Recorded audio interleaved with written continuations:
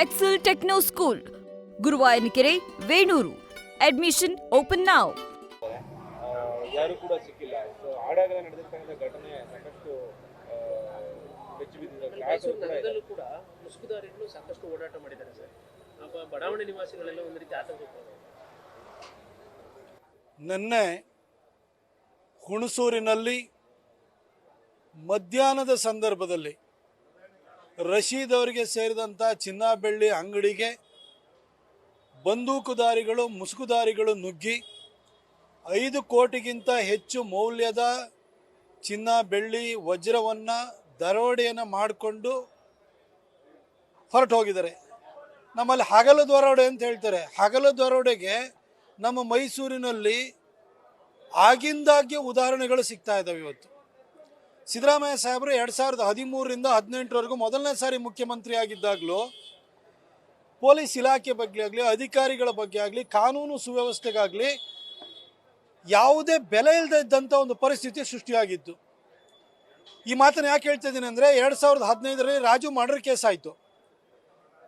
ಆಗ commissioner ಆಗಿದ್ದಂತಹ B Dayanand ಅವರು ಭಾಳ ಕಾರ್ಯದಕ್ಷತೆಯಿಂದ ನಡೆದುಕೊಂಡು ಮೈಸೂರು ಪೊಲೀಸರು ಅಬಿದ್ ಪಾಷನನ್ನು ಹಿಡಿದ್ರು. ಆದರೆ ಅಬಿದ್ ಪಾಷನ್ ಮೇಲೆ ಚಾರ್ಜ್ ಶೀಟ್ ಹಾಕೋಕ್ಕೆ 90 ದಿನ ಕಳೆದ್ರೂ ಕೂಡ ಇವರು ಮೀನಾಮೇಷ ಎಣಿಸಿ ಅಬಿದ್ ಪಾಷಾಗೆ ಬೇಲ್ ಸಿಗುವಂತೆ ಇದೇ ಸಿದ್ದರಾಮಯ್ಯನವರ ಸರ್ಕಾರ ಅವಕಾಶ ಮಾಡಿಕೊಡ್ತು. ಇವತ್ತು ಅಬಿದ್ ಪಾಷಾ ಓಡಾಡ್ಕೊಂಡಿದ್ದಾನೆ. ಅದಾದ ನಂತರ DC ಶಿಖಾ ಅವ್ರ ಮೇಲೆ ಸಿದ್ದರಾಮಯ್ಯನವರ ಶಿಷ್ಯ ಮರಿಗೌಡ ಅವಾಚ್ಯ ಪದಗಳಿಂದ ನಿಂದಿಸಿದ್ರು ಕೂಡ ಮರಿಗೌಡ ಅರೆಸ್ಟೇ ಆಗಲಿಲ್ಲ. ಹಾಗೆ ಇಲ್ಲಿದ್ದಂಥ ರೀಜನಲ್ ಕಮಿಷನರು ರಶ್ಮಿ ಮಹೇಶ್ ಅವ್ರ ಮೇಲೆ ಆಕ್ರಮಣ ಆಯಿತು, ಚಪ್ಪಲಿನಲ್ಲಿ ಹೊಡೆಯುವಂಥ ಕೆಲಸ ಆಯಿತು. MK ಗಣಪತಿ ಅವ್ರದ್ದು ಇಲ್ಲೇ ಕೊಡಗಲ್ಲಿ ಅವ್ರದ್ದು ಅನುಮಾನಾಸ್ಪದವಾಗಿ ಸಾವಾಯಿತು. ಈ ರೀತಿಯಲ್ಲಿ ಕಾನೂನು ಸುವ್ಯವಸ್ಥೆ ಅನ್ನೋದು ಸಂಪೂರ್ಣವಾಗಿ ಹದಗೆಟ್ಟು ಹೋಗಿತ್ತು ಮೊದಲನೇ ಟರ್ಮಲ್ಲಿ. ಈಗ 2ನೇ ಟರ್ಮಿಗೆ ಬಂದರೆ ಮೈಸೂರಿನಲ್ಲಿ ಕೆಮಿಕಲ್ ಡ್ರಗ್ಸ್ದು ಫ್ಯಾಕ್ಟ್ರಿ ನಡೆಯುತ್ತೆ. ಮಹಾರಾಷ್ಟ್ರ ಪೊಲೀಸ್ ಬಂದು ಇಲ್ಲಿ ಅಂಗಡಿನ ಸೀಸ್ ಮಾಡ್ತಾರೆ.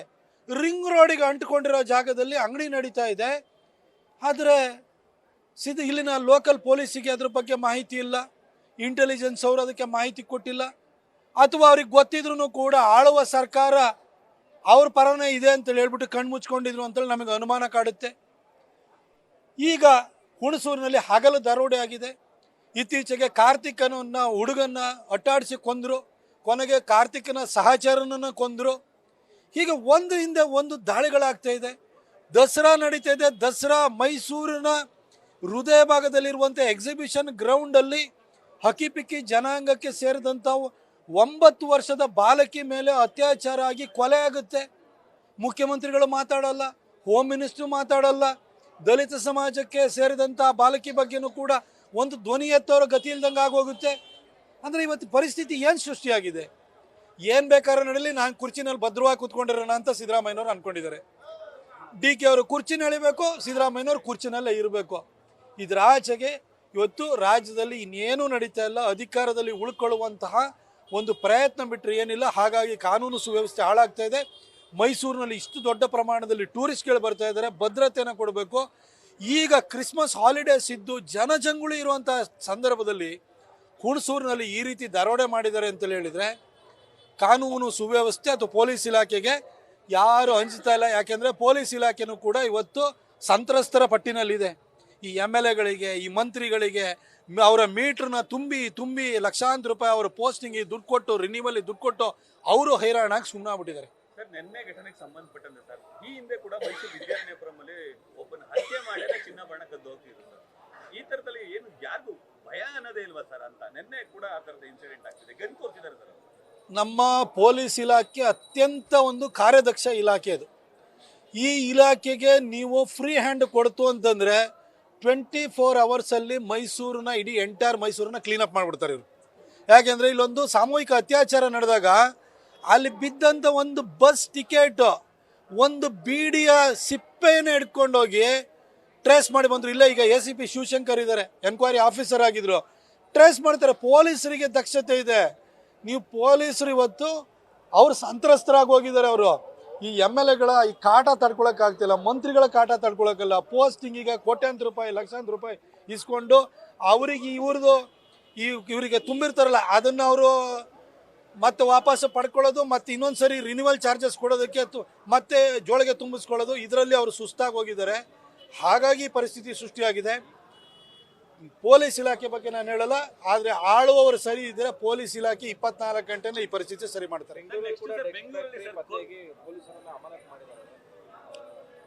ನೀವು ನೋಡಿ, ಬೆಂಗಳೂರಿನಲ್ಲಿ RCB ಗೆದ್ದಾದ ನಂತರ ಕಾಲ್ ತುಳಿತಕ್ಕೆ ಒಳಗಾದ ಕೂಡಲೇ ಪೊಲೀಸ್ ಕಮಿಷನರ್ನೇ ಸಸ್ಪೆಂಡ್ ಮಾಡಾದ್ಮೇಲೆ ಅಂಥ ಒಬ್ಬ most efficient officer B Dayanand ಅವ್ರನ್ನ ಸಸ್ಪೆಂಡ್ ಮಾಡಿ ಉಳಿದ DCPಗಳನ್ನು ಸಸ್ಪೆಂಡ್ ಮಾಡಿದ್ಮೇಲೆ ಈ ಸರ್ಕಾರ ಹೆಂಗೆ ನಡ್ಕೊಳ್ತಿದೆ ಅಂತ ಇವತ್ತು ಇಲಾಖೆಗೂ ಗೊತ್ತಾಗಿದೆ. ಯಾವ ಅಧಿಕಾರಿಗಳು ಕೂಡ ಬೇಸತ್ತು ಹೋಗ್ಬಿಟ್ಟಿದ್ದಾರೆ.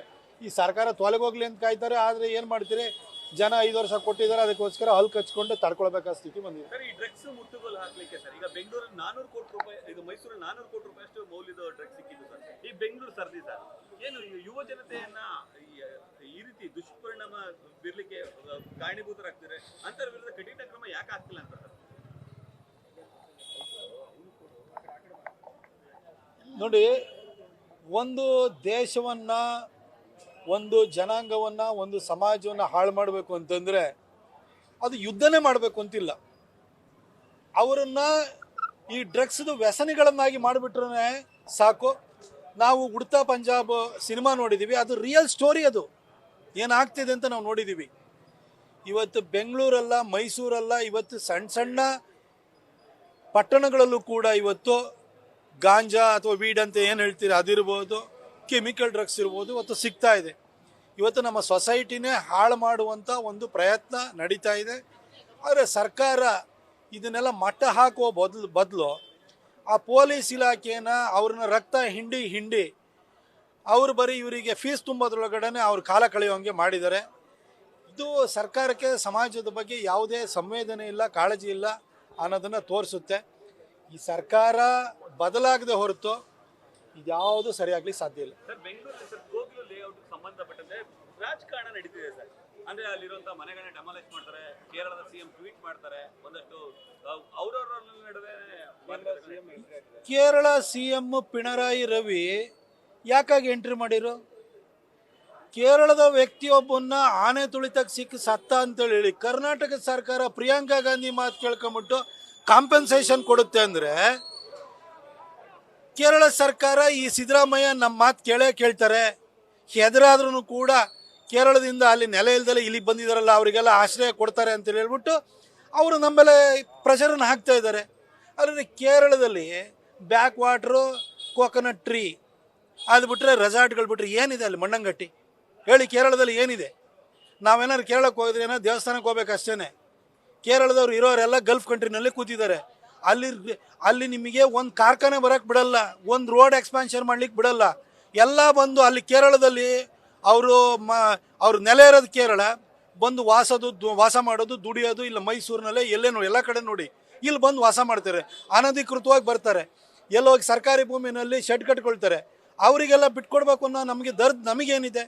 ಆದರೆ ಇವತ್ತು ಕೇರಳ ಸರ್ಕಾರ ಯಾಕೆ ಪ್ರೆಷರ್ ಹಾಕುತ್ತೆ ಅಂದರೆ, ಆನೆ ತುಳಿತಕ್ಕೆ ಸತ್ತೋದನಿಗೆ ಕಾಂಪೆನ್ಸೇಷನ್ ಕೊಡೋರು ನಾವು ಪ್ರೆಷರ್ ಹಾಕಿದರೆ ನಮ್ಮ ಜನಕ್ಕೆ ಅಲ್ಲಿ ನೆಲೆಯನ್ನು ಕೊಡ್ತಾರೆ, ಸರ್ಕಾರಿ ಭೂಮಿ ಇದ್ರೂ ಕೂಡ ಅಲ್ಲೇ ವಾಸ ಮಾಡೋಕ್ಕೆ ಅವಕಾಶ ಮಾಡಿಕೊಡ್ತಾರೆ ಅನ್ನೋದನ್ನು ಅವರಿಗೆ ಅರ್ಥವಾಗಿದೆ. ಸಿದ್ದರಾಮಯ್ಯನವರಂತಹ ಒಬ್ಬರು ಪುಕ್ಕಲ ಚೀಫ್ ಮಿನಿಸ್ಟರ್ ಇರೋವರೆಗೂ ಕೂಡ ಇಂಥದಕ್ಕೆ ಅವಕಾಶ ಇದೆ ಅಂತ ಅವರಿಗೂ ಚೆನ್ನಾಗಿ ಗೊತ್ತು. ಸರ್, ಒಂದೆಡೆ ಬಾಂಗ್ಲಾದೇಶಿಗರು ಆಗಮಿಸ್ತಾರೆ ಸರ್, ರಾಜ್ಯಕ್ಕೆ ಬರ್ತಿದ್ದಾರೆ. ಸಾಕು. ನ್ಯೂಸ್ ಫಸ್ಟ್ ನಿರ್ಭೀತಿಯಿಂದ ನಿಮ್ಮ ಪರವಾಗಿ.